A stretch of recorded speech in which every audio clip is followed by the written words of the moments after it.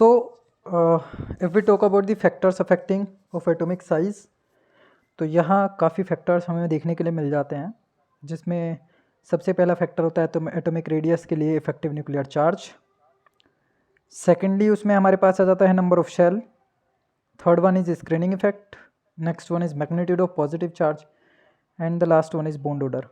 तो ये total 5 factors हैं जिनके बिहाफ पे हम एटॉमिक रेडियाई को देखते हैं कि एटॉमिक रेडियाई में वेरिएशन किस तरीके से आ रहा है।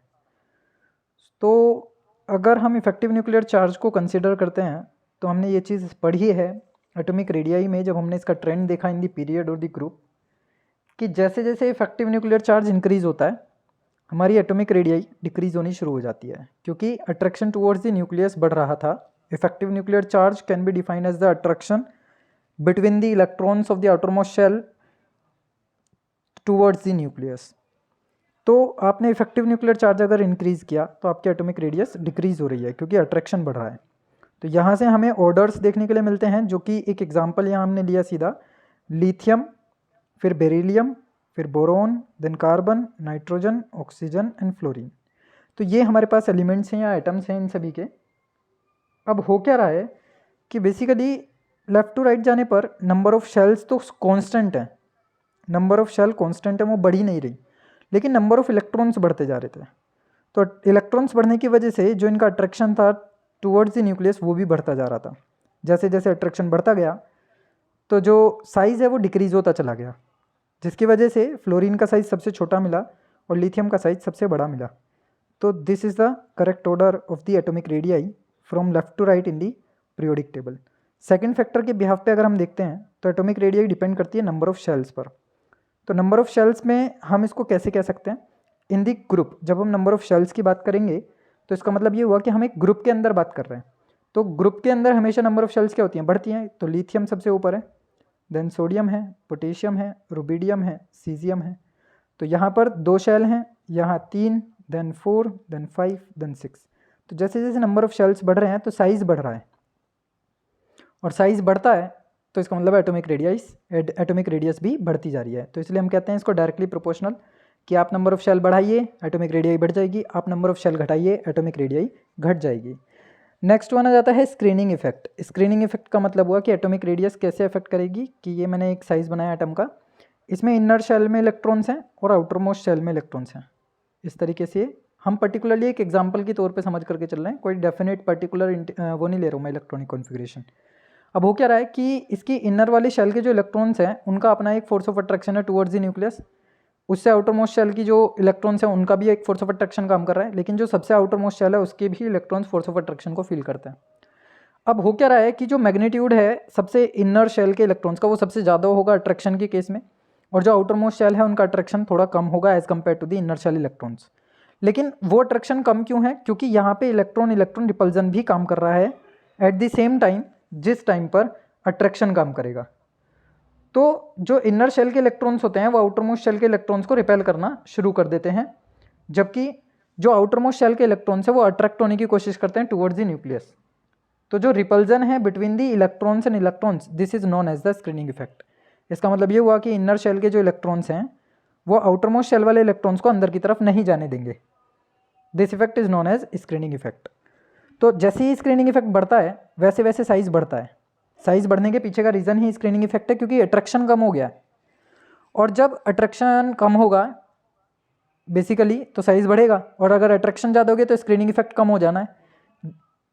जब साइज़ छोटा होगा तो स्क्रीनिंग इफेक्ट भी कम होगा, क्योंकि आउटर मोस्ट शेल के इलेक्ट्रॉन अंदर की तरफ श्रिंक होते चले जाएंगे या अट्रैक्ट होते चले जाएंगे। तो स्क्रीनिंग इफेक्ट बढ़ेगा एटॉमिक रेडियाई बढ़ेगी, स्क्रीनिंग इफेक्ट घटेगा तो एटॉमिक रेडियाई। एक मिनट, स्क्रीनिंग इफेक्ट में जस्ट अपोजिट होगा, ये थोड़ा गलत लिखा हुआ है कि इन्वर्सली प्रोपोर्शनल आप लोगे इसको, एटॉमिक रेडियाई इज इन्वर्सली। अभी हम देख रहे हैं यही चीज़ कि आपका अगर स्क्रीनिंग इफेक्ट जो है वो ज़्यादा है, अगर इनर शेल के इलेक्ट्रॉन्स तेज़ी के साथ रिपेल कर रहे हैं आउटर मोस्ट शेल के इलेक्ट्रॉन्स को, तो इसका मतलब ये होगा कि वहाँ पे एटॉमिक साइज़ बढ़ा रहेगा, घटेगा नहीं। लेकिन अगर आपका स्क्रीनिंग इफेक्ट कम है, यानी इनर शेल के इलेक्ट्रॉन्स उतनी टेंडेंसी के साथ रिपेल नहीं कर पा रहे जितने की करना चाहिए था, तो ये electron towards the nucleus attract हो जाएंगे, और अगर अट्रैक्ट हो गए तो साइज़ रिड्यूस हो जाएगा। तो बेसिकली स्क्रीनिंग इफेक्ट घट रहा है तो एटॉमिक रेडियाई घट रही है। हाँ, ठीक बात आ रही है। और अगर स्क्रीनिंग इफेक्ट बढ़ रहा है तो एटॉमिक रेडियाई बढ़ रही है क्योंकि साइज़ बढ़ जाएगा। तो ये सही है, कोई दिक्कत नहीं है। छोटा सा डाउट था, मिसकंसेप्शन हो रहा था कि आपका स्क्रीनिंग, यहाँ पे कन्फ्यूज़न इसी बात से होता है। स्क्रीनिंग का मतलब होता है बचाव करना, और बचाव करने की टेंडेंसी जितनी बढ़ेगी इनर शेल के इलेक्ट्रॉन्स की, एटॉमिक रेडियाई उतनी बढ़ेगी। और अगर ये कमज़ोर पड़ गए, इसका मतलब स्क्रीनिंग इफेक्ट कमज़ोर पड़ गया, तो आउटर मोस्ट शेल के इलेक्ट्रॉन अंदर की तरफ जाना शुरू हो जाएंगे, इसका मतलब है एटॉमिक रेडियाई घट जाएगी।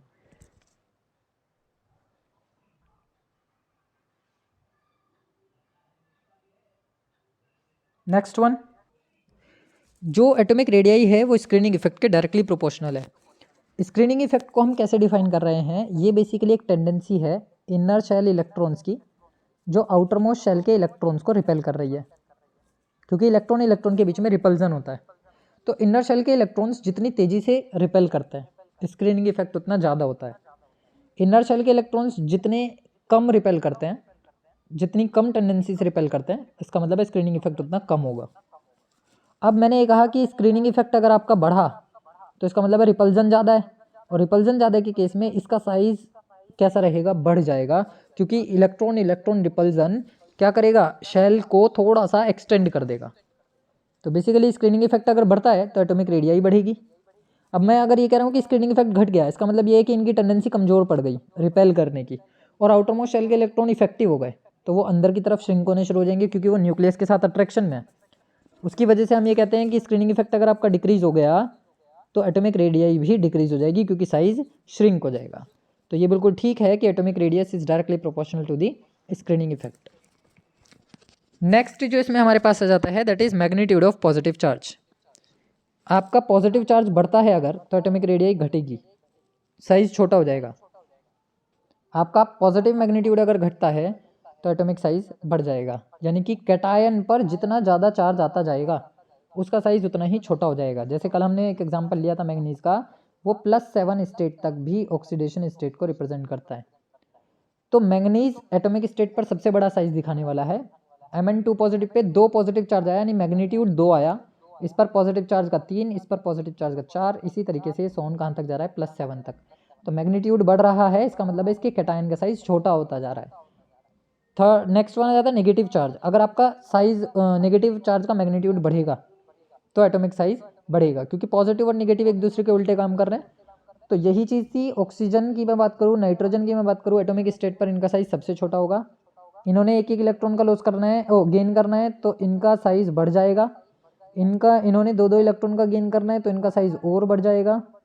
और इन्होंने अगर नाइट्रोजन ने अगर 3 इलेक्ट्रॉन का गेन किया तो इसका साइज और भी ज़्यादा बढ़ जाएगा। इसका मतलब ये है कि नेगेटिव चार्ज का मैग्नीट्यूड बढ़ रहा है तो साइज बढ़ेगा, नेगेटिव जो चार्ज है उसका वैल्यू अगर घट रहा है, मैग्नीट्यूड अगर घट रहा है, तो इसका मतलब उसका एटॉमिक साइज घट जाएगा। और प्लस में क्या है, उल्टा है कि पॉजिटिव चार्ज बढ़ता है तो एटॉमिक रेडियाई यानी कि साइज घटती है, और अगर मैग्नीट्यूड ऑफ पॉजिटिव चार्ज घटता है तो एटॉमिक रेडियाई बढ़ती है। ये चीज़ें हमें ध्यान रखनी है, ये फैक्टर्स हैं, इंपॉर्टेंट हैं। Next one, bond order. अगर आपका bond order single bond order है तो आपका साइज सबसे बड़ा होगा। जो बेसिकली एटॉमिक रेडियाई है, डिस्टेंस बिटवीन द 2 एटम्स है, वो बड़ी होगी।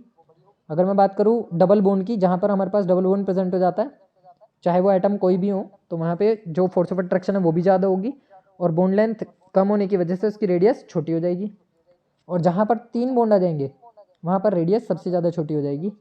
तो बेसिकली ऑर्डर जो हमें मिलता है दैट इज़ सिंगल बॉन्ड सबसे बड़ी लेंथ, डबल बॉन्ड उससे छोटी लेंथ, ट्रिपल बॉन्ड उससे भी छोटी लेंथ। इसका मतलब है यहाँ पे रेडियस सबसे बड़ी, यहाँ रेडियस उससे छोटी, यहाँ रेडियस सबसे छोटी।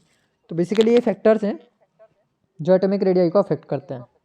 अगर मैं पीरियोडिक वेरिएशन की और कुछ एक्सेप्शंस की बात करूं एटॉमिक रेडियाई को लेकर के, तो यहाँ पर हमें देखने के लिए मिल जाता है कि जो पीरियोडिक वेरिएशन है बेसिकली अक्रॉस दी पीरियड हम बात करने वाले हैं। पीरियोडिक वेरिएशन की जब हम बात करते हैं तो पूरे पीरियड में लेफ्ट टू राइट हम बात करते हैं। तो लेफ्ट टू राइट के केस में हमेशा ही एटॉमिक रेडियाई क्या होती जाती है, डिक्रीज होती जाती है, क्योंकि कॉन्स्टेंट शेल है और नंबर ऑफ इलेक्ट्रॉन बढ़ रहे हैं, तो अट्रैक्शन टुवर्ड्स द न्यूक्लियस बढ़ रहा है। एक्सेप्शन केवल नियॉन है, क्योंकि ये इनर्ट गैस होती है, तो इसमें ऑक्टेट पूरा होने की वजह से अट्रैक्शन नहीं हो पाता न्यूक्लियस की तरफ, और इसका size as compare to the lithium to fluorine atoms बड़ा होता है। ग्रुप के अंदर अगर मैं बात करता हूँ तो ग्रुप में भी सेम यही केस देखने के लिए मिलता है कि जब हम डाउन टूवर्ड्स आते हैं तो शेल्स का नंबर बढ़ता जाता है, जिसकी वजह से एटॉमिक रेडियाई भी बढ़ती जाती है। लेकिन यहाँ पर एक्सेप्शंस काम करते हैं। जब हम लेफ्ट टू राइट जा रहे हैं तो एस ब्लॉक और पी ब्लॉक के बीच में डी ब्लॉक काम करता है। उस डी ब्लॉक के बीच में हमने सीरीज पढ़ी है 3D series, 4D series, 5D series और 6D सीरीज, जिनको हम ट्रांजिशन सीरीज या ट्रांजिशन एलिमेंट सीरीज के नाम से जानते हैं। तो इनमें जो 3D सीरीज है उसमें सबसे पहला एलिमेंट रखा हुआ है स्कैंडियम और सबसे लास्ट एलिमेंट रखा हुआ है जिंक। वो ऐसे चलता है, स्कैंडियम से स्टार्ट होगा और जिंक तक जाएगा, बेसिकली थर्ड ग्रुप से लेकर के 12th ग्रुप तक। इस तरीके से 10 एलिमेंट होते हैं।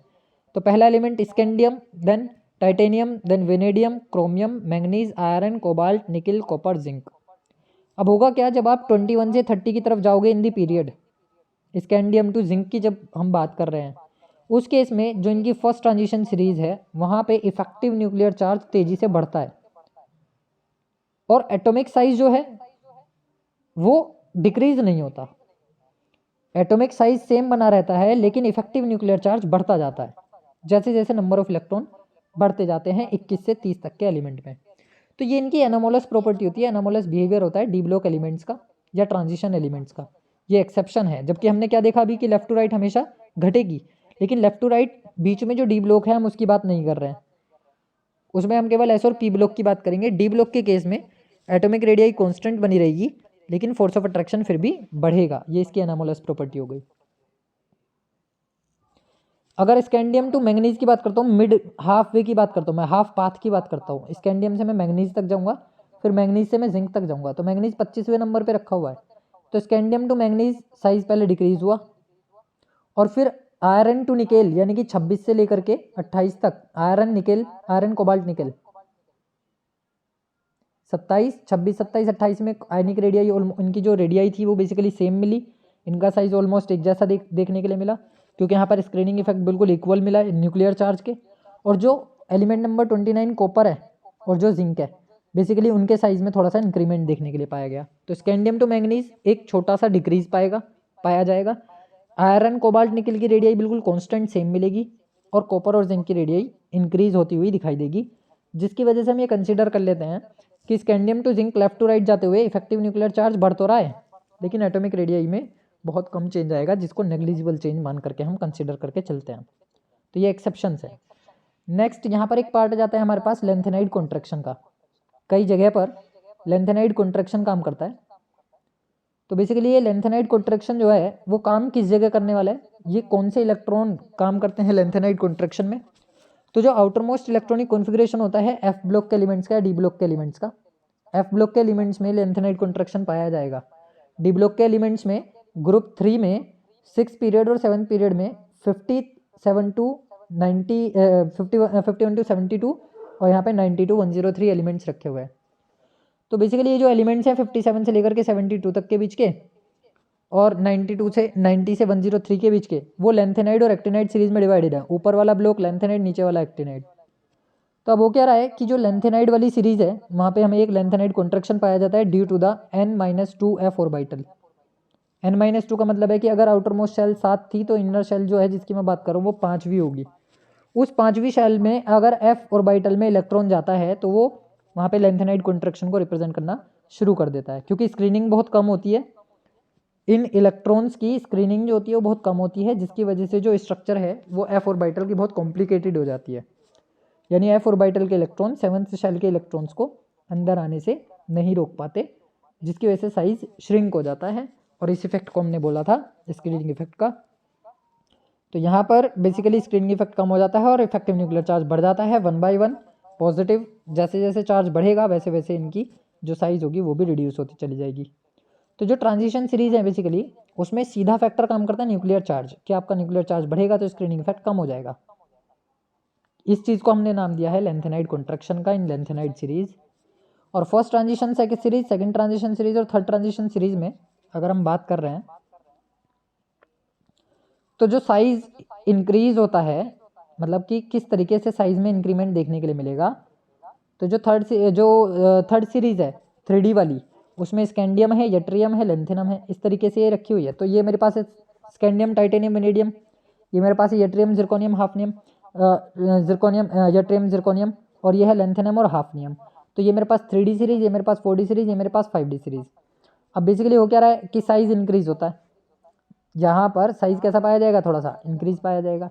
ऐसे ही यट्रियम और जिरकोनियम और लेंथेनम और हाफनियम की अगर मैं बात करता हूँ तो इनकी लेंथेनाइड कॉन्ट्रैक्शन होने की वजह से साइज ऑलमोस्ट एक जैसा हो जाता है। इनके अंदर जो एटॉमिक रेडियाई का डिफरेंस है वो एक जैसा रहता है, यट्रियम टू जिरकोनियम और लेंथेनम टू हाफनियम। यहाँ पर कोई भी एटॉमिक रेडियाई में इंक्रीमेंट देखने के लिए नहीं मिलेगा, और ये रीज़न है किसका, लेंथेनाइड कॉन्ट्रैक्शन का। यहाँ पे इस पर्टिकुलर रीज़न पे कुछ ऑर्डर्स हैं जो एग्जाम में पूछे जाते हैं। ये ऑर्डर्स याद होने चाहिए एग्जैक्टली ऐसे कैसी, कि हाइड्रोजन एटम की रेडियाई जो होती है मिड पे होती है, बीच में होती है H पॉजिटिव और H निगेटिव के।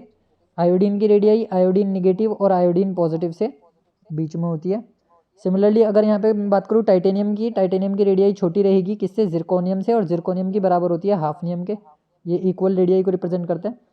इसी तरीके से जैसे अभी एट्रियम और जिरकोनियम की तरफ हम देख रहे थे, स्कैंडियम, यट्रियम और लेंथेनम में स्कैंडियम की सबसे छोटी और लेंथेनम की सबसे बड़ी। सोडियम पॉजिटिव की सबसे छोटी होगी, देन नियोन की बड़ी होगी और फ्लोरीन की उससे बड़ी होगी निगेटिव में, क्योंकि इस पे नंबर ऑफ इलेक्ट्रॉन ज़्यादा है, इस पे नंबर ऑफ इलेक्ट्रॉन कम है, और इस पे number of electron stable state पे है। इसी तरीके से सारे ऑर्डर्स याद करने हैं, यहाँ से MCQs एग्जामिनेशन में पूछ लिए जाते हैं। तो बेसिकली ये कॉन्सेप्ट है इंक्रीजिंग ऑर्डर और decreasing order of the ionic radii या एटॉमिक रेडियाई, चाहे वो आयनिक रेडियाई निगेटिव हो यानी कि एनायनिक हो या पॉजिटिव हो कैटायनिक हो।